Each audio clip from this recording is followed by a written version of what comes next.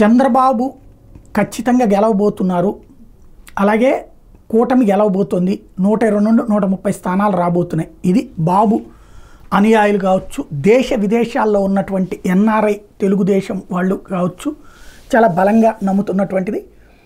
బాబు విజయం ఖాయంతో పాటుగా వైఎస్ఆర్ కాంగ్రెస్ పార్టీ పతనం ఖాయం, జగన్మోహన్ రెడ్డి జైలుకు వెళ్ళిపోవడం ఖాయం, ఆ తర్వాత వైఎస్ఆర్ కాంగ్రెస్ పార్టీ డిస్టర్బ్ అయిపోవడం ఖాయం అన్నటువంటిది వాళ్ళు నమ్ముతున్నారు.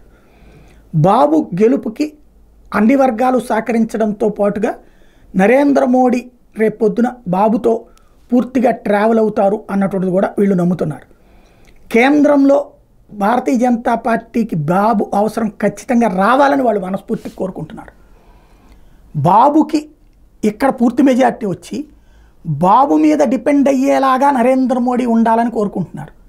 అంటే పూర్తి మెజార్టీ అక్కడ రాకుండా అత్యవసరం వచ్చి బాబు ఇచ్చే మద్దతుతో అక్కడ రావాలని వీళ్ళు మనస్ఫూర్తిగా కోరుకుంటున్నారు. అది ఏ మేరకు జరుగుతుంది అన్నటువంటిది చూడాల్సి ఉంది.